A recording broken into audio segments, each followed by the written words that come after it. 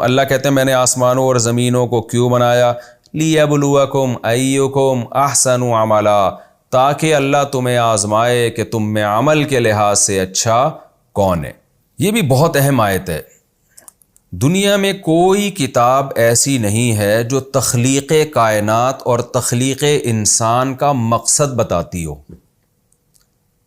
قرآن کہہ رہا ہے نا سورہ ہود کی ابتدا میں احکمت آیاتہ، اس کی آیات کو ہم نے مضبوط کر دیا، بہت اس کے جو مضامین ہیں وہ بڑے مضبوط مضامین ہیں، یعنی دلائل کے لحاظ سے اور دعوے کے لحاظ سے، اور اس میں جو کلیئرٹی ہے وہ بہت ہی واضح ہے۔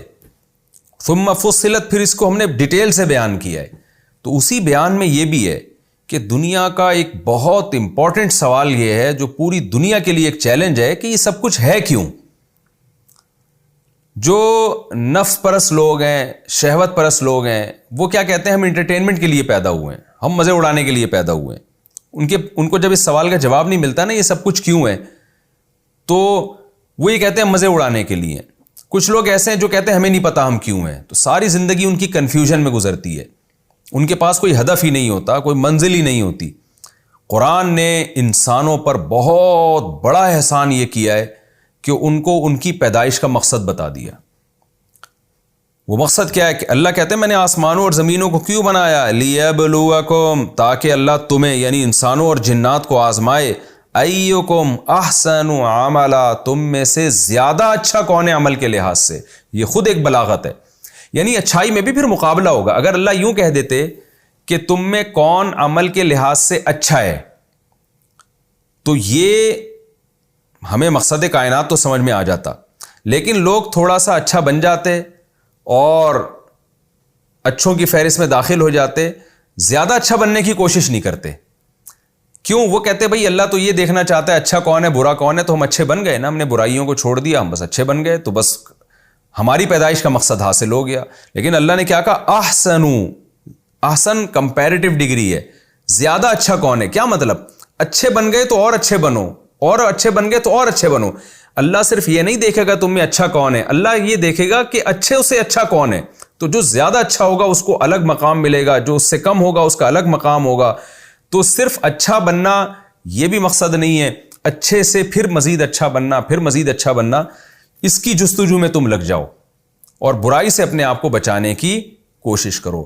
تو یہ اللہ تعالیٰ نے اس آیت میں ہمیں ہمارا ہدف بتایا ہے، اور ہمیں اپنی زندگی اسی مقصد کو سامنے رکھ کے گزارنی چاہیے کہ ہم اچھے بن کے دنیا سے جائیں۔ اچھے بننے کے لیے اچھے اعمال ضروری ہیں، اچھے سے اچھا عمل کریں اور ہر برے سے برے عمل کو ہم چھوڑنے کی کوشش کریں۔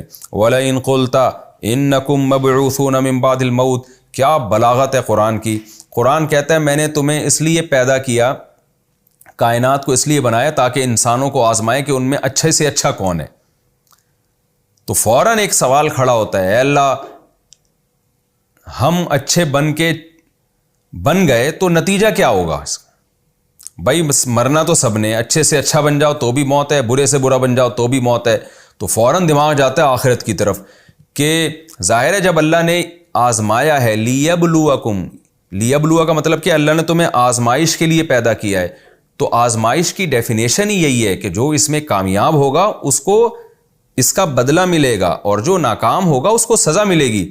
فوراً آخرت کی طرف ذہن جاتا ہے۔ تو مشرکین آخرت کا مذاق اڑاتے تھے، تو قرآن نے فوراً کہا کہ ہم نے تمہیں پیدا آزمائش کے لیے کیا ہے، تو وہ آزمائش کا تو مطلب ہی ہے کہ قیامت قائم ہوگی۔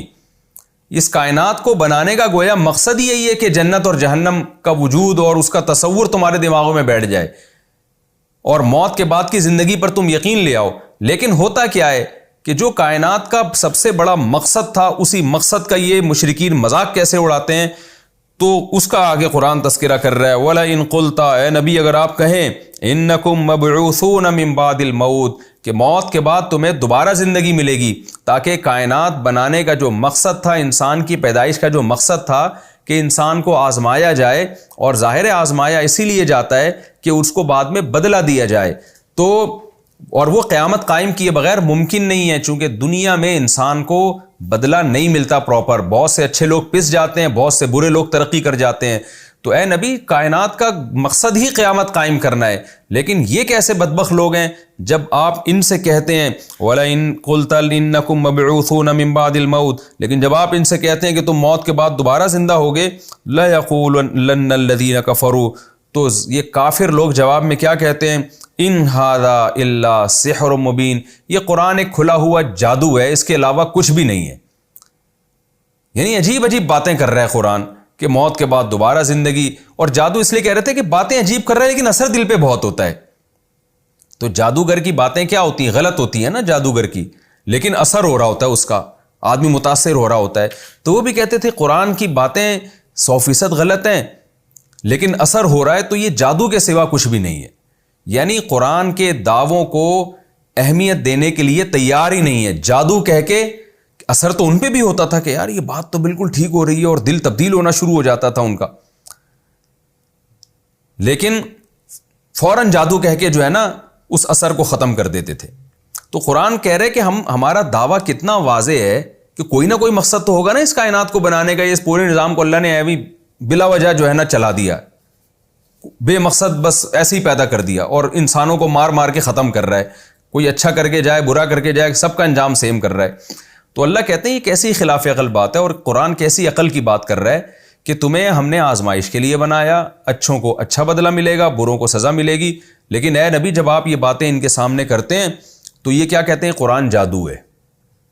تو اتنے واضح دعوے کو جادو کہہ کے یہ لوگ مسترد کر دیتے ہیں۔ یہ ایسے ہی ہے جیسے ایک گواہ جو ہے عدالت میں اپنے مدعی کے بارے میں دلائل کے انبار لگا دے، اور جو مد مقابل میں مدعا علیہ ہے وہ اس گواہ کا مذاق اڑا دے یہ کہہ کے کہ جج صاحب، وکیل صاحب، آپ جو ہیں اس کی باتوں سے متاثر ہو، یہ جادو کر رہا ہے، یہ جو ہے نا آپ جو اس سے متاثر ہو رہے ہیں جادو کی وجہ سے ہو رہے ہیں۔ بھائی جادو کی وجہ سے نہیں ہو رہے، اس کے دلائل کی قوت کی وجہ سے ہو رہے ہیں۔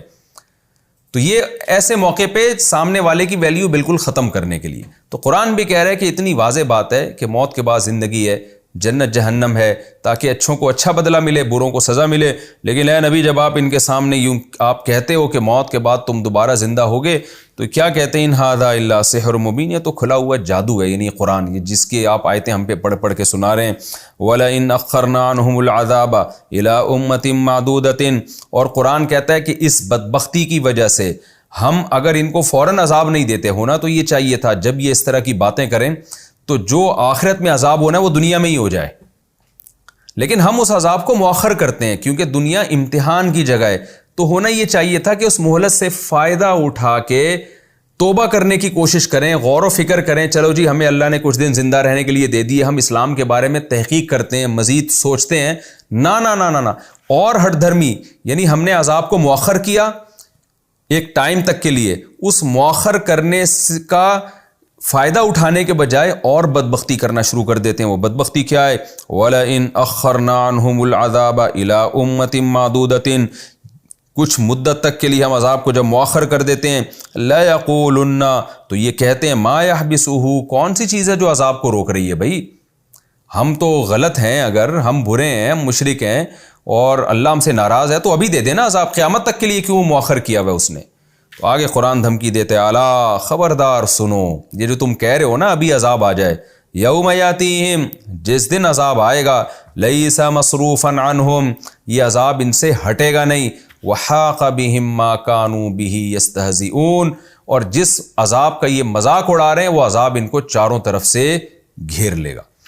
تو یہ سورہ ہود کا پہلا رکوع اور 12ویں پارے کی بھی ابتدا ہو گئی الحمدللہ۔ 12ویں پارے کا پہلا رکوع آج ہم نے کمپلیٹ کیا ہے۔ اس رکوع کا میں 2 لفظوں میں خلاصہ پیش کر دیتا ہوں۔ پہلے تو اللہ نے اس سورت کی تعریف کی، کہ قرآن کی تعریف کی کہ اس کی آیتیں مضبوط اور محکم ہیں، اور اس میں ہم نے تفصیل سے اس کو بیان کیا ہے، اور اس کے اہم مضامین کیا ہیں وہ بھی اللہ نے بیان کر دیے، کہ اللہ کے سوا کسی کی عبادت نہیں ہوگی، اور جو کچھ برائی ہو چکی ہے انستغفروا ربکم، اپنے رب سے آج توبہ اور استغفار کرو، اور ثم توبوا الیہ، پھر اسی کی طرف قائم رہو، اور الی اللہ مرجعکم، لوٹ کر تم نے اللہ کی طرف جانا ہے۔ جو اسلام کے خلاف سازشیں کر رہے ہیں ان کو بھی ڈرایا گیا ہے کہ تمہاری یہ سازشیں پیغمبر کے خلاف نہیں ہیں، اصل میں اللہ کے خلاف ہیں، تو اللہ سے تم چھپ نہیں سکتے۔ اور پھر دینداروں کو موٹیویشن کے لیے کہ دین پر چلنے میں رزق کی تنگی کا اگر تم شکار ہو رہے ہو تو اس میں اللہ پہ توکل کرو. وما من دابۃ الا علی اللہ رزقها، رزق اللہ نے اپنے ذمے لیا ہوا ہے، وہ کہیں سے بھی تمہیں رزق پہنچا کے چھوڑے گا، کہیں کچھ بھی ہو جائے گا وہ تمہارے حصے کی روزی تمہیں پہنچائے گا، تمہیں بھوکا نہیں مارے گا. ہاں کوئی مصلحت بھوکا مارنے میں ہو تو اس کا تعلق پھر دین یا بے دینی سے نہیں ہے، وہ تو کافر لوگ بھی بہت سے بھوکے مر جاتے ہیں، وہ تو بے دین لوگ بھی بہت سے بھوکے مر جاتے ہیں، وہ تو چاروں طرف رزق کی فراوانی ہو پھر بھی انسان بھوک میں مر جاتا ہے. تو رزق کے معاملے میں اللہ پر اعتماد اور توکل کرو. پھر اللہ نے بتایا کہ ہم ہی اس کائنات کے خالق ہیں، ہم نے بنایا کیوں ہے اس کو، تاکہ اللہ تمہیں آزمائے تم میں اچھا کون کرتا ہے برا کون کرتا ہے. اور پھر جو آخرت کے منکر ہیں کہ اچھائی اور برائی کا بدلہ آخرت میں ملے گا، ان کی برائی کو اللہ نے بیان کیا کہ کیسے بدبخت ہیں. جب ان کے سامنے قیامت کی آیتیں ذکر ہوتی ہیں تو کہتے ہیں یہ جادو ہے، اور ہم ان کو مہلت دے کے عذاب مؤخر کر رہے ہیں، تو بجائے توبہ استغفار کریں مذاق اڑانا شروع کر دیتے ہیں.